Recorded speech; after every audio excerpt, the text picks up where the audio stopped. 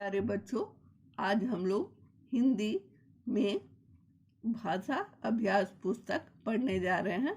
भाषा अभ्यास पुस्तक का अभ्यास 10 कौशल की सालगिरह, पेज नंबर 45। आप लोग भी किताब खोल करके बैठेंगे। उसके बाद इसमें अभ्यास 10 में क्या करना है, वाक्यों को पढ़कर सही चित्र के साथ लिखिए। यहाँ कुछ चित्र बने हुए हैं, उसको ध्यान से देखिए और नीचे कुछ वाक्य दिए हुए हैं।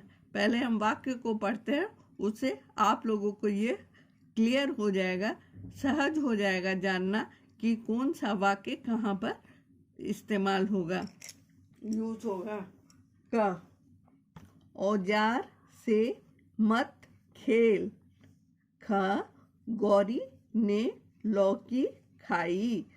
ग तौलिया धोकर डाल। घ माली ने पौधा लगाया। अंगह कौआ डाली पर बैठा है। च खाना खाकर औषधि ले।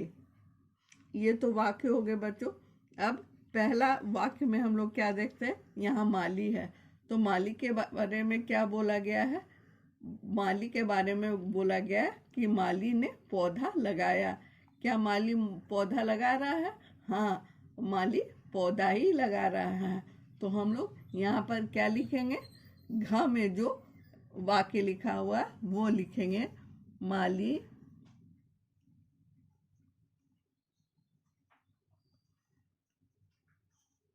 माली ने पौधा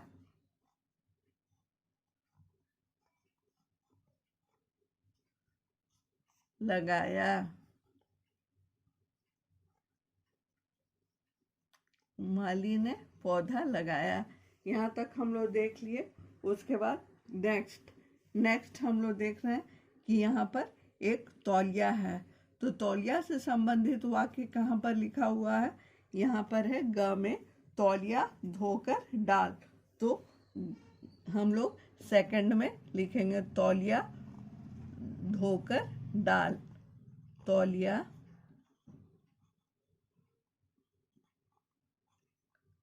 धोकर डाल। धोकर डाल।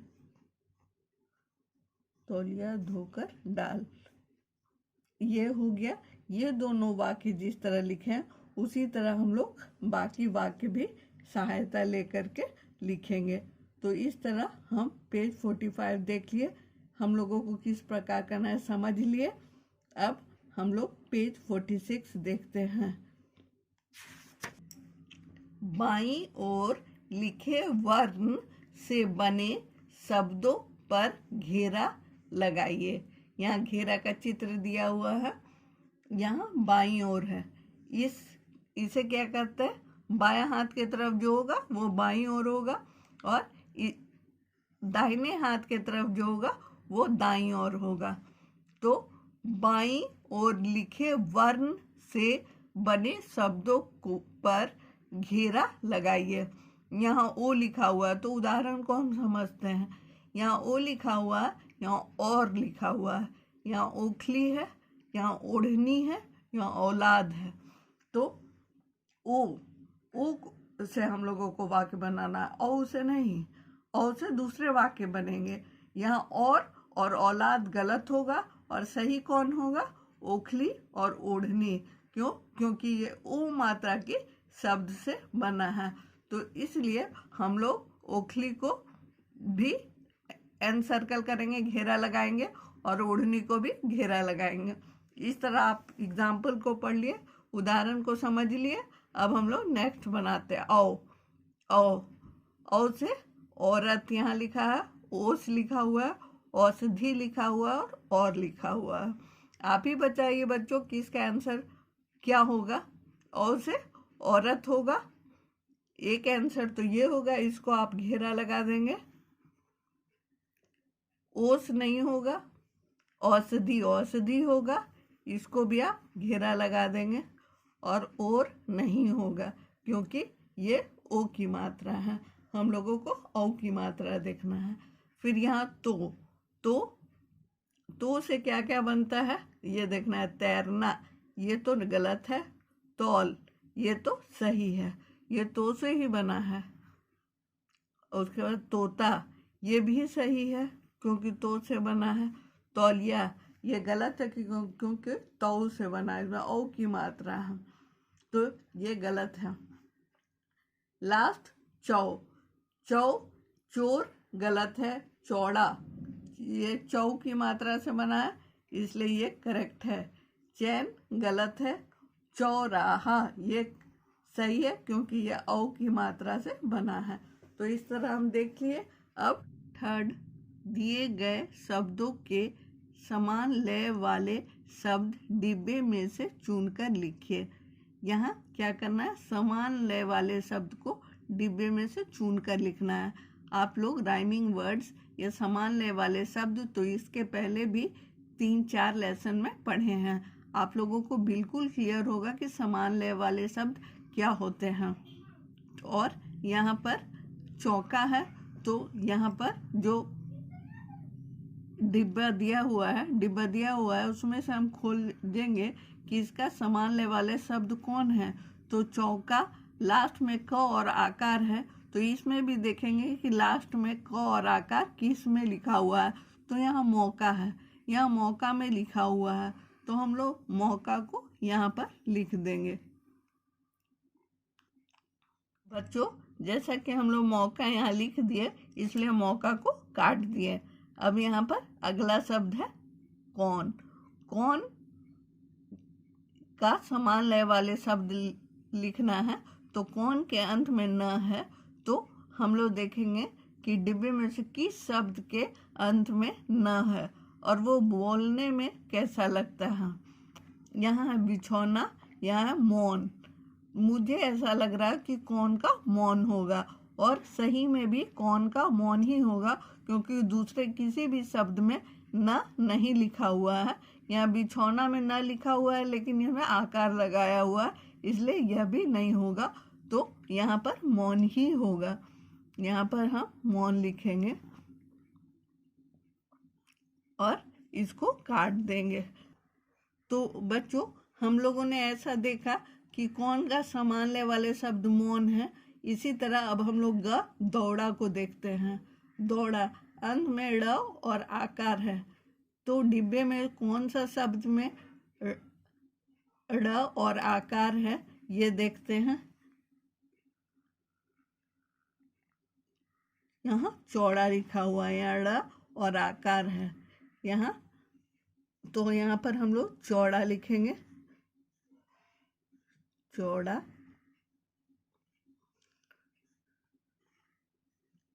चौड़ा लिख दिए। दौड़ा, चौड़ा, ये सुनने में एक समान है। इसी तरह आप लोग बाकी बनाएंगे। ये हम लोग देख लिए यहाँ तक। अब आगे बढ़ते हैं फोर्थ में। बच्चों, चौथा अब हम देख रहे हैं सही वर्णों पर ओ मात्रा लगाकर शब्द लिखिए। इस मात्रा को क्या कहते हैं, औ की मात्रा। औ मात्रा लगाना है, ऐसे जगह पर लगाना है कि अर्थपूर्ण शब्द बन सके, उसका कोई अर्थ निकले, कोई सही अर्थ निकले। जैसे मौसम को मौसम लिखा हुआ है, उसी तरह यहाँ 14 लिखा हुआ है, इसको हम लोग 14 लिखेंगे। औ की मात्रा कहाँ पे लगाएंगे, च के बगल में लगाएंगे, क्योंकि 1 2 3 जब गिनते हैं तो 1 पर 4 14 होता है, इसलिए हम लोग च के बगल में औकार लगाएंगे। उसी तरह देखेंगे कि अगले शब्द के में औकार कहाँ पर लगेगा। यहाँ फरल लिखा हुआ है, तो पहले हम लोग सोचेंगे कि औ कहाँ पर लगेगा। फौरन, यह एक शब्द है और अर्थपूर्ण शब्द यह फ के बगल में औकार लगाएंगे। अगर हम लोग र के बगल में औ लगाते हैं तो फरौन हो जाएगा। अगर न के बगल में औकार लगाते हैं तो फरनौ हो जाएगा। तो फरनौ कोई शब्द नहीं है और फरौन भी कोई मीनिंगफुल शब्द नहीं है। तो फौरन ही अर्थपूर्ण शब्द है, इसलिए हम फौरन लिखेंगे। यहाँ पर फौरन लिख दिए। अब हम लोग नेक्स्ट बौछार।